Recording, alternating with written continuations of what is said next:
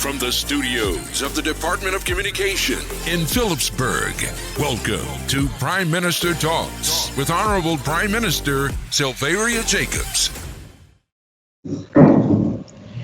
Good day, people of St. Martin, and welcome to Prime Minister Talks. This is episode 29 in my series where I've been highlighting domestic violence awareness. According to the National Network to End Domestic Violence, it is a pattern of coercive, controlling behavior that can include physical abuse, emotional or psychological abuse, sexual abuse, or even financial abuse. So using money and financial tools to exert control. Some abusers are able to exert complete control over a victim's every action without ever using violence or only using subtle threats of violence.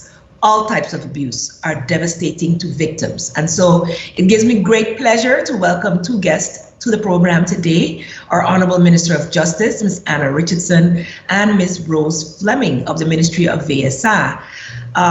As you know, the Minister of Justice has highlighted a whole series of events as it pertains to domestic violence awareness. And I would like to thank her for that initiative, pushing it into the forefront. A lot has been done over the years, but I think when you get stakeholders that are powerful women pushing it, it can also then reach a larger audience. And so that's why I've joined her in this endeavor. And I thank you, Ms. Fleming, for joining us. Minister, a few words, and then we'll introduce Ms. Fleming. Yes, good day to you, Prime Minister, and thank you for welcoming my person as well as Ms. Rose Fleming from the Ministry of VSA to PM Talks. This is my second opportunity joining you on this platform, and it's quite a nice opportunity to do so.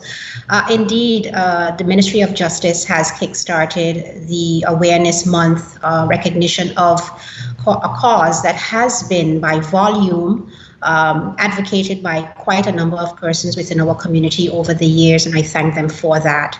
The Ministry of Justice does have responsibility as well to ensure that various authority levels are a part of this, and I'd say that, for example, the prosecutor's office has been quite demonstrating or a part of being able to do that last year. I do believe, my understanding is that they held a campaign to this regard as well. Rose will give us a little bit of insight about the draft domestic violence policy that she's been working on for some time. And in this month, we have developed a workshop between the Ministry of Justice and the Ministry of VSA, led primarily by Rose, in being able to complete said policy, which Rose will tell us a little bit more about. But as you so mentioned, the Ministry of Justice did publish a calendar, which it's a live calendar, so we are able to add events to it. And I'm happy that institutions, like I said, that has been in the forefront over the years, such as Safe Haven, Voices Foundation, the Prosecutor's Office, even CAPSM, who is, of course, the initial one to receive a call, has a workshop ongoing where the police officers as well are being strengthened in their capacity. Yeah. I think you're still muted. Thank you so much, Minister. Thank you so much for that. I'd like to ask Ms. Fleming. Minister alluded that you are a worker in the Ministry of VSA, Public Health, Social Development and Labor. I'd like to give you this opportunity to tell us a little more about your specific job description and what you've been busy with as it relates to domestic violence. Welcome to the program. Thank you for having me. My name is Rose Fleming, has been said several times already in this short introduction, and I am a policy advisor in the Ministry of VSA. I hold quite an extensive, very enjoyable and heavy portfolio. It concerns sexual and reproductive health rights, it concerns domestic violence and violence in general. I also pull a lot of work where child protection is concerned, and I work consistently with the Ministry of Justice and other ministries on human rights. And that was it for my very short intro. Of course, if there are any more questions, feel free to ask me. Yes, of course. What I would want to ask is, what are some of the challenges that you face as a policy writer in bringing what is needed? Because a lot of people on St. Martin, like, we're not doing anything about it. And I'm really interested in bringing someone like yourself, who is at the ground floor of the work, to explain what some of the challenges are and what you do actually. Well, I can give you this policy, for example, and we started this trajectory in 2015. At that time, I was also pregnant, so there was some maternity leave that actually occurred during that time frame. But we pulled a large group together, and that was one thing that we recognized. I was calling for Deansha Muller from the Vice Police, for example, and she was like, Rose Fleming, I don't know that name, but okay, if she called, then I'll answer the call. And I said, yes, I'm Rose. I'm a policy advisor in VSA. And through just networking with each other as colleagues, we managed to pull a very good platform together on how we can start to listen to each other and hear, what are your concerns with domestic violence? What are your experiences with domestic violence? And how do we actually push forward? What is allowed in our laws? Do we need any additional amendments? Do we have all of our stakeholders? Do we have stakeholders missing? So I can tell you, one of the longest roads in this entire journey to where we are now is just making sure that we had all of our bases covered. And it was wonderful because we are professionals in this area.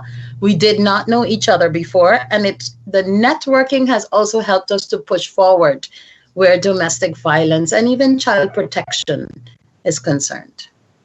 Wow, interesting. I think that's good to know that there is that cross-ministry collaboration and cooperation for especially a topic as let's say heavy as this one. What are some of the key components of the domestic violence policy that you've been working on? The domestic violence policy, it's actually very nicely intertwined with child abuse. And it also has a very good link with the prosecutor's office, which gives the police, for example, a good coverage, because you have the policy coming out of the ministry and you have the prosecutor's office representing also that bridge between perpetrator and the courts or victim, and that whole trajectory that goes along with it. So it is a policy that actually meshes everyone together. So we have on the prosecutor side, they're focused on the perpetrator, and then they have reclassering, which is the rehabilitation department that is also partnering with them. Then you have on VSA's side, we are going to look at the victim, but also the perpetrator, but more of the counseling, what protections are needed, how do we partner for those protections, how do we share information confidentially, and how do we move away from victims and get survivors, and how do we roll out that approach, that empowerment aspect for our society. So it's a close-knit process between justice and VSA, but I will tell you, education is also involved, not necessarily so much in the forefront. Yes. There are very good support. I was going to throw in there. It's so important for the opportunity for perpetrators. Yes, Prime Minister. I really want us to segue into our second segment, because we know we have our 3 segments that I really want to get tight information in, and I think what Rose brought forward gives us the perfect segue. So I'll ask all our viewers and listeners to tune in. We'll be coming right back to touch on how we're dealing with both victims and perpetrators as we work across the ministries. Stay tuned. This is Prime Minister Talks, Domestic Violence Abuse Series. Prime Minister Talks with Honorable Prime Minister Sylvia Jacobs. Every day at the Civil Registry Department, we are confronted with at least one customer who did not pay attention to the expiration date of their passport, such as the Lockharts. To avoid this from happening to you and your family, we urge you to check the validity of your passport. If your passport is about to expire, please follow these simple steps to make an appointment. Visit appointments.stmartingov.org and follow the easy steps. All applicants must apply in person. Last issued Dutch passport. 2 recent photos taken within 6 months. Minors must be present with legal guardians. Fee for adults, 210 guilders. Fee for minors, 150 guilders. Additional information can be requested. 4 weeks processing time. Your identity is your responsibility. Hi, my name is Ayana Duran and I attend the St. Martin Academy High School. This month, we learn about single-use plastic and how it negatively affects the environment. Did you know that human beings consume about 250 grams of plastic per year? To learn more about single-use plastic and how you can do your part, let's all help reduce, reuse, and recycle so St. Martin can be plastic-free by 2023. Prime Minister Talks with Honorable Prime Minister Sylvia Jacobs. Welcome back to Prime Minister Talks, and today we're dealing with domestic violence awareness, and I have the lovely Rose Fleming from the Ministry of VSA. She was so into it. I hated to disturb her in the first segment, but she was going on into prevention and education and how much that also plays a role, and I think that's very, very important for us to get into. Rose, can you go a little bit more into how you collaborate on the education and prevention side? Well, on the education side, we do have within the policy, there is a curricular that is going to be put forward for implementation. And that curricular will teach various life skills that have to do with domestic violence, the signs of recognizing domestic violence, how do you cope, how do you also mitigate, where to find help, and how to ask for help as well, because some persons are victims of domestic violence and require help, but some persons also have anger management issues. And there are ways also to recognize that could put you in a perpetrator position, and how do you go about getting help, seeking assistance with that. So it is very broad-based, but there are quite a few ministries involved, and we are partnering now with child protection because of the link with domestic violence and child abuse. And it's coming full circle, and we'll be able to roll out a policy that is really holistic in the near future. That sounds quite exciting. I know I'm seeing the passion for the subject on your face, and that really buoys my spirit. Having spent 20 years in education, where you can detect a lot from an education atmosphere from that platform. And we did receive a lot of information on how to detect from also, like you mentioned, child protection, under code of guardianship. I don't remember all who were involved at the time, but I really would like us to fast forward, to actually be able to put forth this policy. How long do you think it will take before we have a final product? Well, we have a commitment, VSA and the Ministry of Justice. Every Friday afternoon from 1 to 3:30, we have dedicated time into pulling out every aspect of that policy, getting consensus for it, and ironing out a gap analysis so we can already bridge those. And that is booked from now until January 2021. So we're really hopeful that that last week in January, we're able to come to the public and say, this is it, we've done it. We have our policy moving forward, and all of our trainings and collaborations are already set for implementation. Wow, that's amazing. So you mentioned the Department of Child Protection. You mentioned the prosecutor's office. So within VSI, your department, which is the Department of Social Development. And we work very closely with social services, but also community development, where you will find family affairs and you will find women's desk. Wow. That's really exciting to me. Minister, would you like to chime in at this point in terms of, because she also mentioned at the end of segment 1, the education as it pertains to the perpetrators, and as justice, I know that's the end that you mostly end up dealing with. Yes. Thank you, Prime Minister. So yes, indeed, Justice is focusing a lot on being able to initiate programs that indeed gives an opportunity or a little bit more focus towards the perpetrator, because yes, the victim is considered, especially with us working on victim support services being established.